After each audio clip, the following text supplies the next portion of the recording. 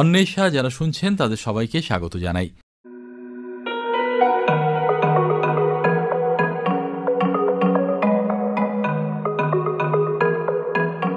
অন্বেষায় প্রত্যেক দিনের মতোই আজ আমরা শুরু করব বিজ্ঞানের টুকরো খবর দিয়ে, তারপরে চলে যাব শারীরবিজ্ঞান বা ফিজিওলজি নিয়ে আলোচনায়।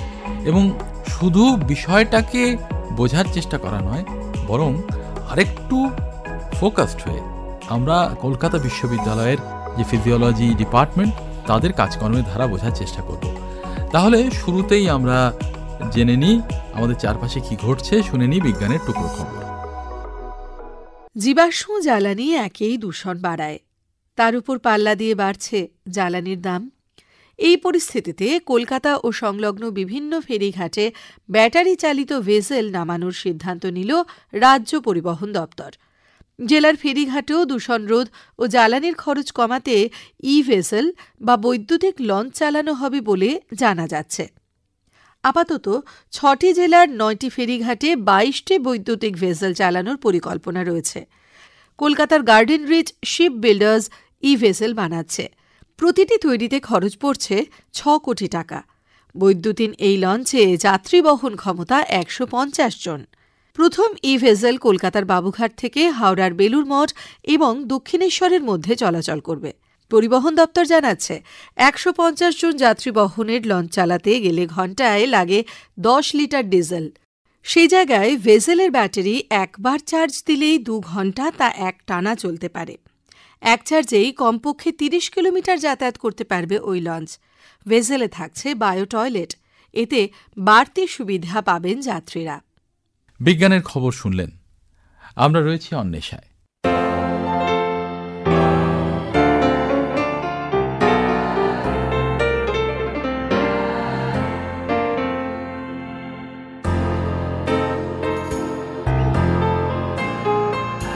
অন্বেষায় আজকে আমাদের অতিথি অধ্যাপক সঞ্জিত দে। নমস্কার। অধ্যাপক দে কলকাতা বিশ্ববিদ্যালয়ের যে শারীরবিজ্ঞান বিভাগ, ফিজিওলজি তার যে বিভাগ, তার সঙ্গে জড়িত আছেন বহুদিন। পড়ানো, গবেষণা এগুলোর সঙ্গে যেমন যুক্ত, তেমনি সামাজিক কাজেও তিনি যুক্ত এইভাবে যে এই ফিজিওলজিকে ঘিরে সোসাইটি আছে, সেটা সমাজের সঙ্গে যোগাযোগ রক্ষা করে, নেটওয়ার্কিং করে। তবে সেগুলো আমরা বলতে যাব না, শুনবো ওনার মুখ থেকে। আমি ওনার কাছে প্রথম যে প্রশ্নটা রাখতে চাইব সেটা হচ্ছে, এই যে ফিজিওলজি ডিপার্টমেন্ট, শারীরবিজ্ঞান বিভাগ, সেইটার তো একটা ইতিহাস থাকবেই। আমরা কলকাতা বিশ্ববিদ্যালয়ের ইতিহাস খুঁজতে গেলে অনেকটা পেছনে চলে যাই, কিন্তু অন্তত খুব পেছনে নয়। যেভাবে গড়ে উঠল এই বিভিন্ন বিভাগ, তার একটা কাঠামো আছে, ফিজিওলজিরও থাকবে। একটু যদি বলেন কিভাবে গড়ে উঠল, কোন কোন মাস্টারমশাইদের স্মরণ করেন সবাই যে খুব দক্ষ তারা, তেমনি আপনাদের গর্ব করার মতো বিষয়গুলো কি কি, আমাদের সঙ্গে যদি একটু ভাগ করে নেন। নিশ্চয়ই। এই সাবজেক্টটা শুরু হয়েছিল আমাদের মেডিকেল কলেজ থেকে, যেখানে আমাদের মেডিকেল কলেজে ছাত্রদের পড়ানো সুবিধার জন্য ফিজিওলজি বা শারীর বিজ্ঞান সম্বন্ধে আরও তথ্য দেওয়ার জন্য, যাতে করে তারা ভালো ডাক্তারি করতে পারেন, সেখান থেকে শুরু হয়। এবং সেই জন্য প্রেসিডেন্সি কলেজের প্রথম শুরু হয়েছিল এই সাবজেক্টটি। তার পরবর্তীকালে বেশ কয়েক বছর বাদে সেটা আমাদের রাজাবাজার সায়েন্স কলেজ, যেটা এখন আমরা রাসবেরি শিক্ষা প্রাঙ্গণ বলে জানি, সেখানে চলে আসে। সেখানে তারপরে মেন স্ট্রিম তাদের গ্র্যাজুয়েট ডিগ্রি এবং পরবর্তীকালে পোস্ট গ্র্যাজুয়েট ডিগ্রিতে এটা পরিবর্ধিত করা হয়। এই পরিস্থিতিতে এটার গ্লোরিয়াস পাস্টের কথা আমরা যাবার আগে আমার মনে হয় এখনকার যে বর্তমানে যে আমাদের স্ট্রাকচারটা আছে সেটা একটু আমরা বলে নিই। এই সাবজেক্ট এখন post graduate department of physiology, এখন আর আমাদের আন্ডার গ্র্যাজুয়েটটা পড়ানো হয় না রাজাবাজার থেকে। সেখানে মূল উদ্দেশ্যটা অবশ্যই শিক্ষাদান, অর্থাৎ এদের মাস্টার ডিগ্রির মাস্টার স্টুডেন্টস তৈরি করা, এবং অবশ্যই তারপরে গবেষণা অর্থাৎ পিএইচডি ডিগ্রি তাদের প্রদান করা। আর এবং পিএইচডি এখন আর একটা ব্যাপার এসে গেছে, সেটা হচ্ছে যে পিএইচডি সংক্রান্ত ট্রেনিং দেওয়া, যেটা আমাদের পিএইচডি কোর্স ওয়ার্ক বলি। আর এছাড়া আমরা মাঝে মাঝে কিছু কিছু ক্ষেত্রে আমাদের কিছু সার্টিফিকেট কোর্স বা ট্রেনিং প্রোগ্রাম আমাদের এর পার্ট হিসেবে থাকে। আর রিফ্রেশার কোর্স বা টিচারদের ট্রেনিং দেওয়া, সেটাও আমাদের একটা কাজের মধ্যে পড়ে। আর ঘটনাচক্রে এখানে আমাদের প্রায় এই মুহূর্তে প্রায় 9টা আমরা স্পেশালাইজেশন সাবজেক্ট আছে, যেটা আমাদের এই মাস্টার ডিগ্রি স্টুডেন্টরা তারা 4th সেমেস্টারে অর্থাৎ শেষ সেমেস্টারে তারা সেটাকে ওরা অ্যাডপ্ট করে বা চুজ করতে পারে। যেমন ধরুন সেখানে আছে নিউরোফিজিওলজি আছে, সেখানে বায়োকেমিস্ট্রি আছে, নিউট্রিশন আছে, আর্গোনমিক্স আছে, স্পোর্টস ফিজিওলজি আছে, বায়োফিজিক্স আছে, বায়োফিজিক্স অ্যান্ড ইলেকট্রোফিজিওলজি আছে, এন্ডোক্রিনোলজি আছে, এরকম ইমিউনোলজি আছে, এরকম প্রায় 9টা আমাদের প্রায় সাবজেক্ট রয়েছে, স্পেশালাইজেশন সাবজেক্ট। সেখান থেকে তারা একটা তাদের নিজস্বভাবে তৈরি করতে পারে তাদের পরবর্তী পিএইচডি সংক্রান্ত বা গবেষণা সংক্রান্ত ব্যাপারে। এই ব্যাপারে অবশ্যই বলে রাখা উচিত, এই বিষয়বস্তুটা আমাদের অনেকটাই গবেষণাধর্মী।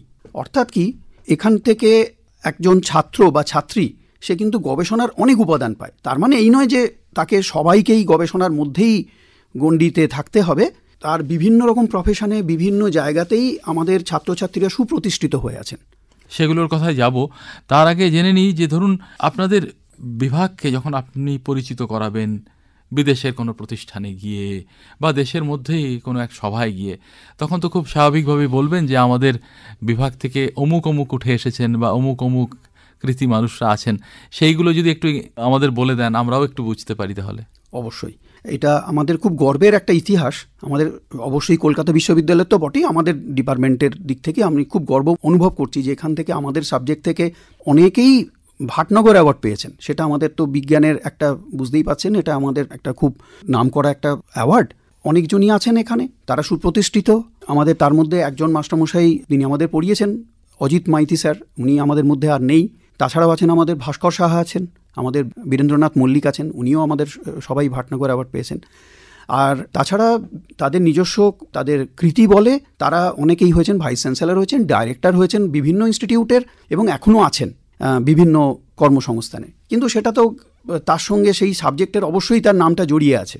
এবং তার থেকেও বড় ব্যাপার যেটা, যে এটা তো একটা অতীতের ঘটনা, কিন্তু এখনকার যে ধরনের কাজ হচ্ছে শারীরবিদ্যা বিভাগে, সেটাও আমার মনে হয় আমাকে খুব উৎসুক করছে যে আমি আপনাদের সঙ্গে একটু শেয়ার করি। ঠিক ঠিক, আমরা শুরু করতে পারি এভাবে। আমরা প্রথমে আপনার কাজ দিয়ে শুরু করি। আপনি নিজে কোন বিষয়ে মনোনিবেশ করেছেন সেটা বলে নিয়ে এবার আপনার সহযোগীরা বা আপনার থেকে যারা বয়সে প্রবীণ তারা কি কি করছেন আমাদের যদি একটু বুঝিয়ে দেন। আচ্ছা, আমার কথা যদি বলতে হয় তাহলে আমার কাজটা মূলত দুটো ভাগে আমি বলতে পারি। একটা হচ্ছে যে আমাদের ফাইটোকেমিক্যালস বা আমাদের গাছের যে ভেষজ উপাদানগুলো, কেমিক্যালস যারা, তাদের সেই রকম একদম আইডেন্টিফাইড যারা মলিকুল, তাদের নিয়ে আমি একটা কাজ করি। তাদের গুণাগুণগুলোকে বিভিন্নভাবে শরীরের যাতে উপকারে লাগে সেটা একটা আমার দেখার উদ্দেশ্য। আর একটা কাজ হচ্ছে সেটা অনেকটাই সোসাইটাল বা যেটাকে বলে পাবলিক হেলথ রিলেটেড। তো দুটো জায়গাতেই আমি কাজ করে সত্যিই খুব আনন্দ পেয়েছি। এবং তার সঙ্গে একটা ব্যাপার বলা উচিত, যেমন ধরুন বেশ কিছু ক্যান্সার রিলেটেড, ক্যান্সার থেরাপিতে যেমন রেডিয়েশন থেরাপি, আমরা একটা আমাদের কাজ শুরু করেছি বা করেছিলাম, তার থেকেও আমাদের খুব ভালো ফল পেয়েছি। বেশ কিছু এখানে একটা কথা জানতে চাইব যে ধরুন বিজ্ঞানের ক্ষেত্রে দুটো দিক থাকে, একটা হচ্ছে প্রকৃতির রহস্য জানা, আরেকটা হচ্ছে সেই রহস্য জেনে সেটাকে মানুষের কল্যাণে প্রয়োগ করা বা অন্য কোনো প্রায়োগিক দিক খতিয়ে দেখা। এখন আপনার কাজটা মূলত কোনটা, মানে সেটা কি প্রয়োগের দিকটা বড় নাকি খুঁজে দেখার ব্যাপারটা বেশি? ঘটনাচক্রে আমার হয়তো দুটোই আছে। আচ্ছা, কীরকম? কারণ এই যে তাদের মলিকুলগুলো সত্যিকারে কীরকম কাজ করবে আমরা জানতাম না। আমাদের যেগুলো গবেষণা পত্রিকা সেগুলো থেকে আমরা কিছু কিছু জেনেছি, কিন্তু সেখান থেকে আমাদের ইন্টারেস্ট আরও বাড়িয়েছে যে আমাদের যেগুলো বলা যেতে পারে রিসার্চ মডেল, যেমন ধরুন একটা রেডিয়েশনের ক্যান্সার থেরাপির জন্য রেডিয়েশন মডেল একটা আমাদের তৈরি করতে হয়, বা আমাদের ধরুন একটা যখন যদি যকৃতের কোনো রোগ হয় তাহলে যকৃতের একটা রোগের মডেল একটা তৈরি করতে হয়। এখন যেমন আমরা যেটাকে বলে মেটাবলিক সিনড্রোম, তার একটা মডেল তৈরি না করলে আমরা এই খাদ্যের গুণাগুণগুলো কোনটা, আমাদের ভেষজ উপাদানগুলো কোনটা ভালো কাজ করবে না করবে সেটা আমরা করতে পারি না, বুঝতে পারি না ভালোভাবে। সেই জন্য সেটা আমাদের অবশ্যই একটা ফ্ল্যাগশিপ রিসার্চ। এবং খুব দায়িত্ব নিয়ে বলতে পারি যে বেশ কিছু প্রকৃতির এরকম মলিকুল, যেমন ধরুন কুয়েরসেটিন, ফেরুলিক অ্যাসিড, রুটিন, এরা আমাদের বিভিন্ন মডেলে খুব ভালোভাবে এরা কাজ করে দেখাতে পেরেছে যে এরা আমাদের এই যে সমস্ত ডিসঅর্ডার্সগুলোকে অনেকটা প্রতিবন্ধকতা তৈরি করতে পারে, তাদেরকে মানে বন্ধ করতে পারে। এইটাই আমাদের কাছে বিরাট একটা পাওনা। এবং অনেকগুলো ক্ষেত্রে আমরা প্রি ক্লিনিক্যাল স্টাডিতে ভীষণ ভালো ফল পেয়েছি। আচ্ছা, এখানে আবারও একটু থামিয়ে, যে ধরুন আপনি বলছেন কয়েকটা রাসায়নিক উপাদানের কথা যেগুলো আমাদের শরীরের বিপাকীয় ক্রিয়া তাতে বাধা সৃষ্টি করতে পারে বা কখনো হয়তো সাহায্য করতে পারে। আমাদের যদি কোনো একটা উদাহরণ দিয়ে দেন, আপনি কয়েকটা রাসায়নিকের নাম বলেছেন, কোনো একটা উদাহরণ যদি আমাদের একটু বুঝিয়ে দেন। আচ্ছা, আমার একটা প্রথম কাজ করার সুযোগ হয়েছিল সজনে গাছ নিয়ে। সজনে গাছের একটা উপাদান তার মধ্যে হচ্ছে ফেরুলিক অ্যাসিড, তার ভেতরে আরও অনেক উপাদান থাকে। এবং যখন আমরা দেখেছি যে ফেরুলিক অ্যাসিড এবং কুয়েরসেটিনের কথা আমাকে বলতে হবে, কুয়েরসেটিন হচ্ছে এরকম সব জায়গাতেই প্রচুর গাছের মধ্যে অনেক মলিকুলেই এই মলিকুলটা আছে, এবং সেখানে গিয়ে দেখা গেছে আমরা যেগুলো খাই, হাই ফ্যাট ডায়েট যেগুলো বলি, আমরা যেগুলো সোকল্ড যেগুলো জাঙ্ক ফুড বলি, সেখানে আমরা তো এখন প্রচুর প্রয়োজনের বেশি আমরা হাই ফ্যাট খাই। সেগুলো থেকে যে ধরনের ডিসঅর্ডার হয়, মাইটোকন্ড্রিয়াকে যেভাবে তারা বিপর্যস্ত করে, সেগুলো থেকে কিন্তু এই ধরনের মলিকুলগুলো অনেকভাবে তারা প্রিভেন্ট করতে পারে, তারা আমাদের বন্ধু হিসেবে কাজ করে। মানে সজনে গাছে পাওয়া ফেরুলিক অ্যাসিড, এই ফেরুলিক অ্যাসিড এবং কুয়েরসেটিন। আচ্ছা, এটা সজনে ডাঁটা বা পাতা কোনো আলাদা ব্যাপার আছে? পাতার মধ্যে কুয়েরসেটিনের অংশটা বেশি থাকে, আচ্ছা, ডাঁটার মধ্যে আরও অনেক গুণাগুণ থাকে, তার মধ্যে বেশ কিছু আবার অয়েলসও থাকে, তবে পাতার মধ্যে গুণাগুণটা যথেষ্ট ভালো। আচ্ছা, এই যে ধরুন সত্যটায় আপনারা পৌঁছতে পারলেন, তারপরে তো দুটো দিক হতে পারে। এক হচ্ছে আপনি ডায়েটের ক্ষেত্রে পরামর্শ দিতে পারেন, ঠিক। আর আরেকটা হচ্ছে যারা ওষুধ প্রস্তুত করবে তারা এটাকে এক্সট্র্যাক্ট করে নিয়ে ওষুধটা বানাবে, সেটার পরামর্শ আপনারা দিতে পারেন। এর কোনটার দিকে আপনারা মনোনিবেশ করেছেন? আচ্ছা, আমাদের এই প্রসঙ্গে বলে রাখা উচিত যে অলরেডি আমরা করি বা না করি, বিভিন্ন জায়গা থেকে অলরেডি দেখা গেছে যে বেশ কিছু উপাদান অলরেডি আমাদের এগুলো সাপ্লিমেন্ট হিসেবে রয়েছে। আচ্ছা, এবং সেগুলো করে আমি যে এটা তো বললাম হাই ফ্যাট ডায়েটের এই পরিস্থিতিটায়, আর একটা আমাদের পরিস্থিতি রয়েছে যেটা আমি বলছিলাম যে ক্যান্সার বায়োলজির ক্ষেত্রে। সেখানে ক্যান্সার বায়োলজিদের ক্ষেত্রেও দেখা গেছে সেখানে রেডিয়েশন সেন্সিটাইজেশন, অর্থাৎ আমরা কম রেডিয়েশন ডোজ ব্যবহার করে আমরা যদি ফেরুলিক অ্যাসিডকে যদি ব্যবহার করি, সেটাও কিন্তু আমাদের একটা খুব ভালো কাজ হিসেবে দেখানো গেছে। অর্থাৎ রেডিয়েশনের ডোজের যে সাইড এফেক্টস সেটা অনেকটা কমিয়ে ফেলবে, আর সেখানে যদি আমার ফেরুলিক অ্যাসিডকে দেওয়া হয়। এবং অনেকভাবে এটা আমাদের এখন এই রেডিয়েশন সেন্সিটাইজেশন এই পদ্ধতিটা চলছে। এটা শুধু ফেরুলিক অ্যাসিড নয়, আরও অনেক মলিকুল নিয়ে চলছে, এবং আমাদের অনেকগুলো গবেষণা পত্রিকা আমাদের এই ধরনের কাজগুলো আমরা প্রকাশ করছি। এবং শুধু ফেরুলিক অ্যাসিড নয়, আরও অনেকগুলো মলিকুল নিয়ে আমাদের কাজ এরকম প্রকাশিত হয়েছে। অধ্যাপক সঞ্জিত দে আজকে আমাদের অতিথি। শ্রোতা বন্ধুরা, আপনারা শুনছেন তার কথা। তিনি কলকাতা বিশ্ববিদ্যালয়ের ফিজিওলজি ডিপার্টমেন্ট শারীরবিজ্ঞান বিভাগের অধ্যাপক, গবেষক। তিনি তার বিভাগের কথা যেমন বলছেন, তেমন নিজের কাজের কথাও বলছেন। উদ্ভিদের দেহে যেসব রাসায়নিক পদার্থ আছে, ফাইটোকেমিক্যালস, সেগুলোকে জানার চেষ্টা, প্রকৃতি বোঝা, সেগুলোর প্রয়োগ, এটা তারা কিভাবে করছেন জানিয়েছেন। আমরা এবার তার সহযোগীদের কথাটাও জানার চেষ্টা করব যে তারা কিভাবে নিজেদের ব্যাপৃত রেখেছেন এই কাজে। হ্যাঁ, আমার অনেক সহকর্মী এবং অনেকেই আমাদের মাস্টারমশাই রয়েছেন, তারা খুবই ভালো কাজ করছেন অনেকেই। তার মধ্যে একটা সাবজেক্ট আমাদের একেবারেই আমাদের বলতে গেলে তাদের সোসাইটাল কাজ রয়েছে, সেটা হচ্ছে যে ধরুন আর্গোনমিক্স বলে যে সাবজেক্টটা আছে। সেই আর্গোনমিক্স সাবজেক্টটা কীরকম, সেটা আমাদের কোনো একটা ডিজাইন বা আমরা কোনো মানুষ কিভাবে বসবেন, কিভাবে একটা কাজ করলে তার পক্ষে উপযোগী হবে কাজ করাটা, আরও তার এফিসিয়েন্সি বাড়বে, সেই পার্টটাকে এই সাবজেক্টটা ব্যাখ্যা করে। সেখানে আমাদের মাস্টারমশাই আছেন, সোমনাথ গঙ্গোপাধ্যায় স্যার আছেন, তিনি খুব ভালো এই ব্যাপারে এনেছেন। যদিও তার সাবজেক্টের আমাদের বিশ্ববিদ্যালয়ে শুরু করেছেন তাঁরই মাস্টারমশাই, আমাদেরও মাস্টারমশাই, তার নাম হচ্ছে রবীন্দ্রনাথ সেন। এবং ঘটনাচক্রে আমাদের উনি এটা আলাদা একটা স্পোর্টস বা এক্সারসাইজ ফিজিওলজি সাবজেক্টের থেকে একটা ওনার মনে হয়েছে বিদেশে কাজ করার সূত্র ধরে যে এই আর্গোনমিক সম্বন্ধে কাজ করাটা একটা আলাদা একটা তার মানে বলতে গেলে একটা সাবজেক্ট হতে পারে। এখানে একটা কথা যদি আমরা বলতে পারি যে এর আগে কিছু কিছু অনুষ্ঠান করার সুবাদে আমরা জেনেছি যে ইঞ্জিনিয়ারিং যারা পড়ান বা সেটা নিয়ে গবেষণা করেন, তারাও এটা নিয়ে কাজ করেন। এবং আপনি যেমন বললেন যে একটা চেয়ার থেকে শুরু করে একটা জুতো, এমনকি মোজা, এমনকি গেঞ্জি, কোনটা পরলে একটা খেলায় বেশি সাফল্য পাওয়া যাবে সেইটা অনেক বেশি বোঝা যায় এই ক্ষেত্রে। তো আপনি যার কথা বলছেন তিনি নিশ্চয়ই এই ব্যাপারে কাজ করেছেন অনেকটাই। এবং অধ্যাপক রবীন্দ্রনাথ সেনের প্রচুর আরও সোমনাথ গঙ্গোপাধ্যায়ের সহযোগী এরকম আরও অনেক সায়েন্টিস্ট এবং অনেক ছাত্র রয়েছে, তারা ভালো কাজ করছে বিভিন্ন ইনস্টিটিউটে, বিভিন্ন প্রতিষ্ঠানে। এবং এটা ছাড়াও আর একটা আমাদের ফ্ল্যাগশিপ জায়গা রয়েছে, সেটা হচ্ছে আমাদের এক্সারসাইজ ফিজিওলজি এবং স্পোর্টস ফিজিওলজি। কারণ অবশ্যই আমাদের হিউম্যান হেলথ আমাদের তো এক্সারসাইজ এবং স্পোর্টসের সঙ্গে জড়িত। তো সেক্ষেত্রেও আমাদের এসআর মৈত্র, স্বর্গীয় এসআর মৈত্র স্যার আমাদের এটার প্রথম প্রয়োজন মনে করেছিলেন। যদিও কেউ কেউ বলেন আমাদের সচ্চিদানন্দ ব্যানার্জি মহাশয় আমাদের খুব ভালো কাজ করেছেন, ডায়াবেটিস সম্বন্ধে ভালো কাজ করেছেন, উনি ডাক্তারও ছিলেন, এবং তিনি তাদের সাহায্যে এই সাবজেক্টটা তৈরি হয়। আর তার পরবর্তীকালে আমাদের সতীপতি চট্টোপাধ্যায়, তারপরে প্রতিমা চট্টোপাধ্যায় এবং সুনীল দাস স্যার, ওনারা এটাকে এগিয়ে নিয়ে যান এক্সারসাইজ ফিজিওলজি। এবং এখন বর্তমানে অমিত বন্দ্যোপাধ্যায় এই এক্সারসাইজ এবং স্পোর্টস ফিজিওলজির ব্যাপারটা আমাদের কলকাতা বিশ্ববিদ্যালয়ে কাজ করছেন। এছাড়াও এই সাবজেক্টটা আমাদের যে সমস্ত আরও অনেক কলেজ এবং বিশ্ববিদ্যালয়ে, যেরকম ত্রিপুরা বিশ্ববিদ্যালয় বা বিদ্যাসাগর বিশ্ববিদ্যালয়, সেখানেও এখানে এই স্পোর্টস ফিজিওলজি বা এই ধরনের স্পেশালাইজেশন সাবজেক্টগুলো রয়েছে। আচ্ছা, এখানে একটা প্রশ্ন আবারও চলে আসছে, সেটা হচ্ছে যে ধরুন যারা ডাক্তারি পড়তে যান তারা যেমন অ্যানাটমি পড়েন তেমন ফিজিওলজিও পড়েন। ঠিক। এবার ফিজিওলজিটা এখানে একটা আলাদা বিভাগ হিসাবে চলছে, আলাদা করে পড়াশোনা হচ্ছে, আলাদা করে গবেষণা হচ্ছে, কিন্তু এটা তো আমরা ধরে নিতে পারি, মানে লে পার্সন হিসেবেও আন্দাজ করতে পারি যে চিকিৎসায় এর প্রয়োগ কতটা হচ্ছে সেটা জানার জন্য আপনারাও আগ্রহী। ঠিক। চিকিৎসকদের প্রতিষ্ঠান বা চিকিৎসকদের সঙ্গে ব্যক্তিগতভাবে আপনারা যোগাযোগ হয়তো রাখেন, কীরকম কোলাবোরেশন চলে এই ধরনের জিনিসগুলো যে সঠিক বেরোচ্ছে যা গবেষণা থেকে পাচ্ছেন বোঝার জন্য কী ধরনের কোলাবোরেশন চলে? খুব ভালো প্রশ্নটা আপনি উত্থাপন করলেন, কারণ আমাদের বর্তমানে সহকর্মীরা অনেকেই এইরকম অনেকগুলো ইনস্টিটিউট রয়েছেন, প্রতিষ্ঠান রয়েছেন তার সঙ্গে জড়িত এবং সরাসরি কোলাবোরেশনের কথাটা জড়িত।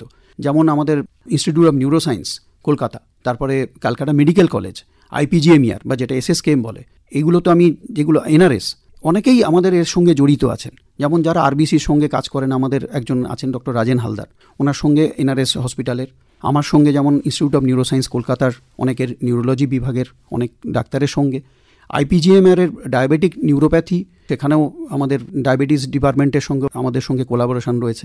এছাড়াও রয়েছে সাপের বিষ নিয়েও আমাদের একটা বেশ একটা কাজের একটা বিশেষ জায়গা, এবং সেটা খুব উল্লেখযোগ্য একটা জায়গা। মানে প্রফেসর গোমস খুব অসাধারণ কাজ করেছেন, সেটাও যদি একটু উল্লেখ করেন। একদম। এবং ঘটনাচক্রে প্রফেসর গোমসের যে অনুসারী হয়ে এখন তার যে ছাত্রছাত্রীদের মধ্যে এখন যিনি কাজ করছেন ডক্টর রোশনারা মিশ্র, ওনার কাজটাও এখন সাপের বিষ এবং সাপের বিষ থেকে আমরা কিভাবে তার উপকার পেতে পারি, এবং বিভিন্ন রকম, শুধু সাপ এবং সাপের বিষকে অনেকেই ভয় পান, কিন্তু এটা ভয়ের জায়গা নয়, বরং এটা এখন থেরাপির জায়গায় চলে গেছে, এবং সেইটা নিয়ে উনি খুব ভালো গবেষণার জায়গাটা শুরু করেছেন। অবশ্যই মানে ডক্টর প্রফেসর গোমসের অনুযায়ী এবং তার যেরকম গবেষণার সংক্রান্ত ভাবার কাজ করার সেটাকে উনি কন্টিনিউ করছেন। এখন এই যে আপনাদের সঙ্গে যখন আমাদের কোনো সময় কোনো সেমিনারে বা সিম্পোজিয়ামে দেখা হয়, আমরা আপনাদের কাছ থেকে কিছু কিছু নতুন নতুন কথা জানতে পারি যেগুলো আপনাদের ওখানে হচ্ছে। যেমন আজকে ধরুন স্পোর্টসের কথা বললেন, এক্সারসাইজের কথা বললেন, এগুলো সম্পর্কেও আপনারা নতুন নতুন তথ্য দেন। আমাদের একটা জিনিস জানতে ইচ্ছে করে যে ধরুন সমাজের প্রতি একটা দায়বদ্ধতা সেটা আপনারা অনুভব করেন, কিভাবে সেটাকে মেটানো যায় সেটাও চেষ্টা করেন।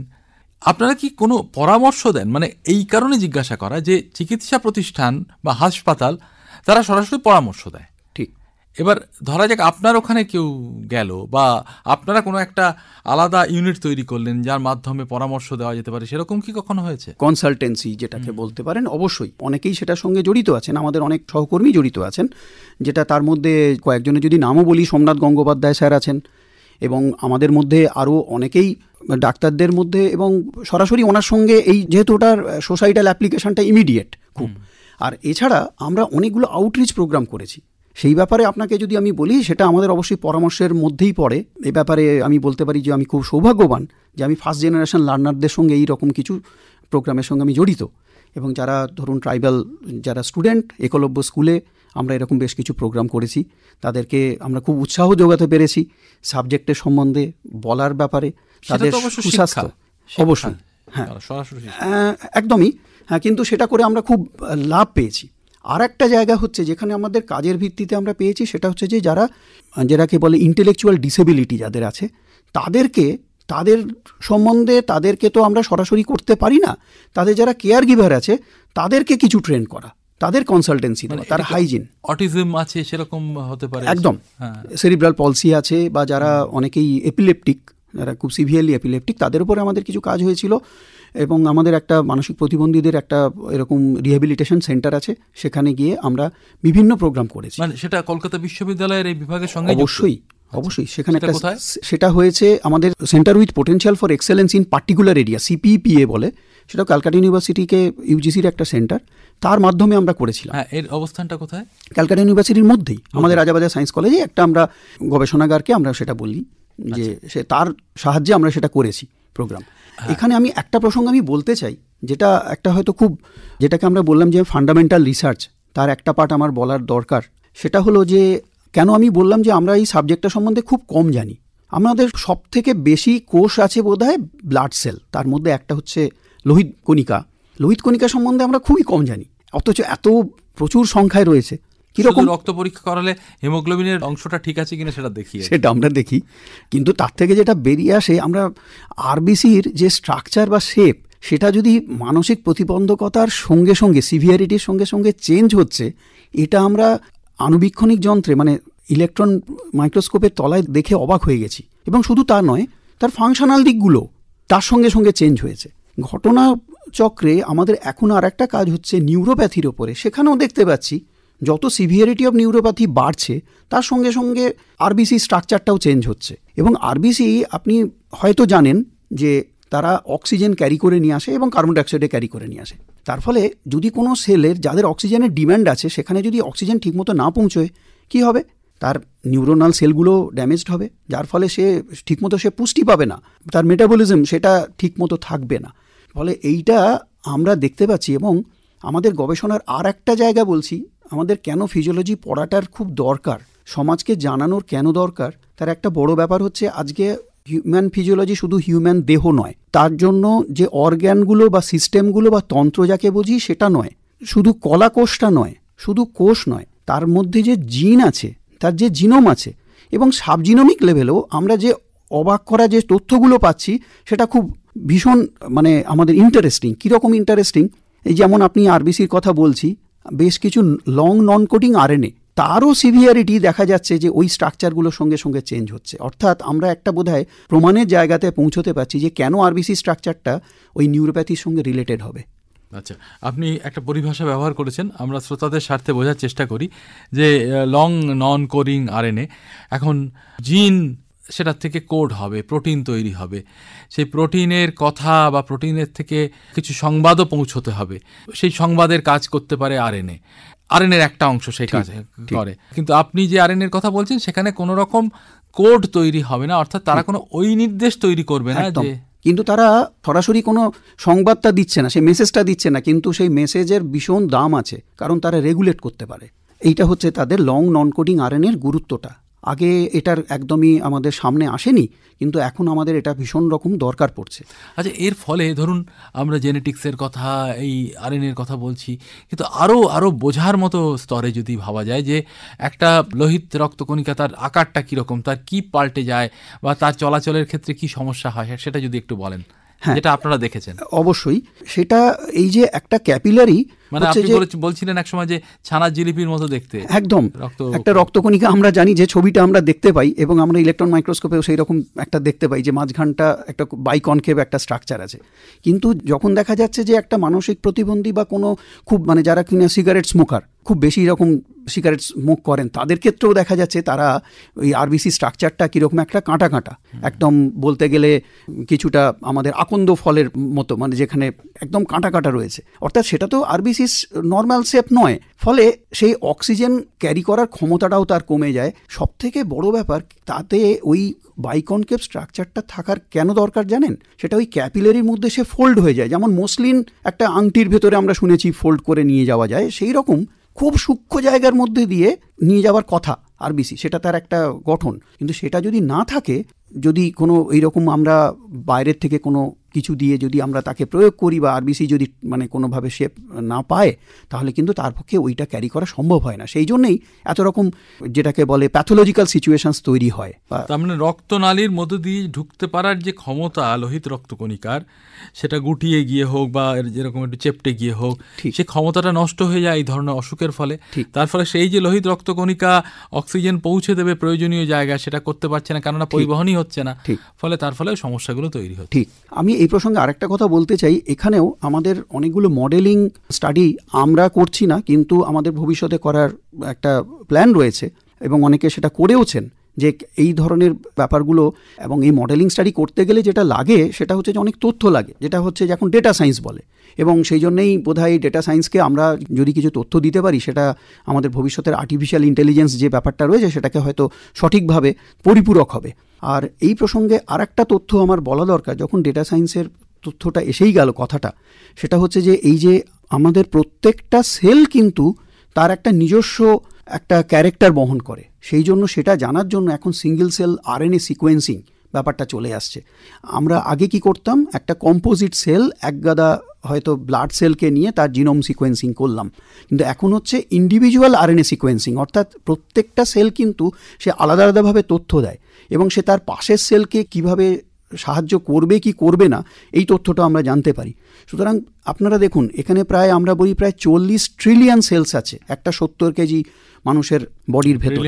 লক্ষ কোটি, লক্ষ কোটি, ঠিক। তার মানে আপনি কাউন্ট করুন কতগুলো সেল হতে পারে। আর তার ভেতরে প্রায় একটা মানুষ 20,000 থেকে 25,000 জিন সে প্রোটিন কোড করতে পারে। তাহলে এবারে এই পারমুটেশন কম্বিনেশনটা আমার মনে হয় কোনো সংখ্যার মধ্যে পড়ছে না, আমি অন্তত পারবো না এটাকে আনতে। ফলে এর জন্য আমাদের সেইখানেই তথ্যবিজ্ঞান, সেখানেই ডেটা সায়েন্স একেবারেই এখানে আমাদের ভীষণভাবে হেল্প করবে এবং আমরা তাকিয়ে থাকবো এর ভবিষ্যতে আমাদের মানুষের সুস্থতার জন্য আর্টিফিশিয়াল ইন্টেলিজেন্সকে আমরা আরও তথ্য দিতে পারবো বলে আমরা খুব আশাবাদী। শেষ করতে চাইব আপনার সঙ্গে এই গুরুত্বপূর্ণ আলোচনা একটা বিষয় দিয়ে, সেটা হচ্ছে যে আপনার ছাত্ররা, আপনাদের যারা শিক্ষার্থী তারা পড়াশুনো করলো, এমএসসি করলো, হয়তো পিএইচডি করলো অথবা করলো না, তারপরে তারা আর কোন জায়গায় যুক্ত হতে পারে?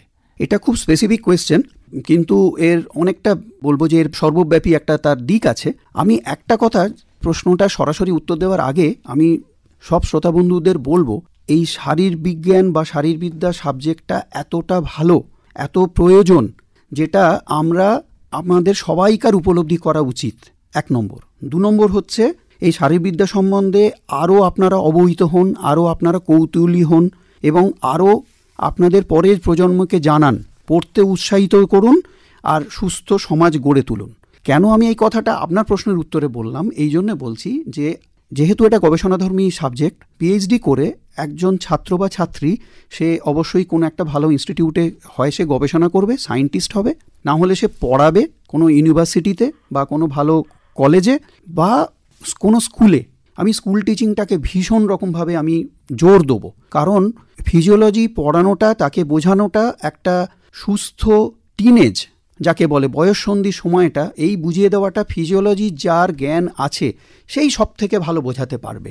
সুতরাং আমি physiology teaching at the school level is very very important. এটা আমি আপনাকে এই মেসেজটা আপনার মাধ্যমে আমি দিতে চাইছি।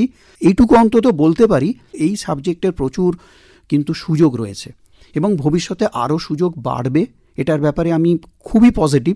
একটা ইঙ্গিত তো আপনি দিয়েই দিয়েছেন যে ডেটা সায়েন্সের ক্ষেত্রেও তারা যুক্ত হতে পারেন। পুরোপুরি অনেকগুলো সাবজেক্ট আসছে আমাদের নতুন যে ন্যাশনাল এডুকেশন পলিসির মাধ্যমে, যেখানে হচ্ছে তারা স্কিল এনহ্যান্সমেন্ট। আমি সেই জন্যই বলবো যে আন্ডার গ্র্যাজুয়েট স্তর থেকেই এই সাবজেক্টটা সিলেবাসের আমূল পরিবর্তন অবশ্যই করা দরকার। যেখানে আপনার অনেকে, ধরুন আমি একটা হসপিটালে গেলাম, ইমার্জেন্সিতে আমি পৌঁছেছি, সেখানে আমার ডাক্তারবাবু পৌঁছানোর আগেই তাদের অনেক সহকর্মীরা তাদেরকে সাহায্য করবে, আমি যদি কিছু দুর্ঘটনাগ্রস্ত হই বা কিছু হই সেখানে পৌঁছে দেওয়ার জন্য। সেটা আমার যে সাবজেক্ট আমি পড়েছি সেটা একটা তাকে স্কিল এনহ্যান্সমেন্টের একটা জায়গা তৈরি করে দেওয়ার একটা দায়িত্ব থাকছে। আরও কোথায় দায়িত্ব থাকছে, যেখানে আইসিইউতে আমাকে যদি কোনো অ্যাডমিট করা হয় বা এইচডিইউতে যদি আমাকে অ্যাডমিট করানো হয়, এইরকম জায়গাতেও তাকে একটা স্কিল্ড কোনো আমাদের সহকর্মীর দরকার পড়ে। ডাক্তারদের এবং ডাক্তারদের মতোই নার্সদের মতোই তাদের কিন্তু একটা দরকার পড়ে। এরকম ক্ষেত্রে ডেজিগনেশন কি হয় তাদের? তারা অবশ্যই ল্যাবরেটরি টেকনোলজি বা এই ধরনের কোর্সগুলো এখন আপাতত আছে, বা প্যারামেডিক্স তারা কোর্স রয়েছে কিছু কিছু ক্ষেত্রে। সেখানেও আমাদের অনেক মাস্টারমশাই পড়াচ্ছেন, আমাদের অনেক ছাত্র বা ছাত্রসমূহ অনেকেই পড়াচ্ছেন, কিন্তু সেই জায়গাগুলোকে আরও বেশি বিজ্ঞান ভিত্তিক করতে হবে, এটা আমার মনে হয়েছে এবং ভীষণ দরকার পড়বে এই জায়গাটায়। এবং যেমন ধরুন রেডিওলজি, এটা একটা সাবজেক্ট, সেখানে তাদেরকে বোঝানোর জন্য এটা দরকার। আর আমাদের গবেষণা তো আছেই, সেটা তো আমাদের ভীষণ আনন্দের জায়গা, এটাও আমি বলতে চাই। শ্রোতা বন্ধুরা, এমন একটা বিষয় নিয়ে আমরা আলোচনা শুরু করেছি যা আমাদের খুব আগ্রহী করে এই কারণেই মানুষ নিজের শরীরকে সবথেকে বেশি ভালোবাসে। ফলে অন্যান্য ব্যাপার যদি বাদও দিই, বিজ্ঞানের সামগ্রিক উন্নতি কি হচ্ছে, বিজ্ঞানের গবেষণা কি হচ্ছে, সেটা নিয়ে যদি অত আগ্রহ আমার নাও থাকে, আমার নিজের শরীরটা নিয়ে আগ্রহ আছে, কীভাবে সেটা ভালো থাকবে। আর বিজ্ঞানের আশীর্বাদ ছাড়া সে ভালো থাকার সুযোগ এখনকার দিনে আর নেই। আর তাই ফিজিওলজিটা খুব গুরুত্বপূর্ণ একটা বিষয়।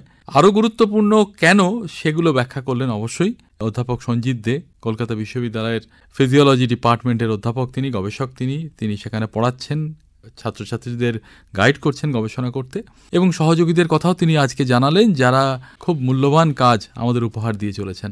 তো আবারও বলতে হয় যে এই আলোচনা অসম্পূর্ণ, চাইলে এই আলোচনা আরও 3-4 ঘন্টা ধরে করা যায়, কিন্তু সময়ের সীমা মেনে আমরা শেষ করছি এখানেই। ধন্যবাদ জানাবো তাকে যে নিজের মূল্যবান সময় ব্যয় করে তিনি এখানে এসেছেন, আমাদের সঙ্গে তার অভিজ্ঞতা ভাগ করে নিয়েছেন। নমস্কার। নমস্কার, অনেক ধন্যবাদ। এর সঙ্গে শেষ হলো আজকের সাপ্তাহিক বিজ্ঞান পত্রিকা অন্বেষা। সম্পাদনা মনোজ কর, প্রযোজনা ডক্টর মানস প্রতিম দাস, পরিবেশনায় আকাশবাণী কলকাতা কেন্দ্রের বিজ্ঞান বিভাগ।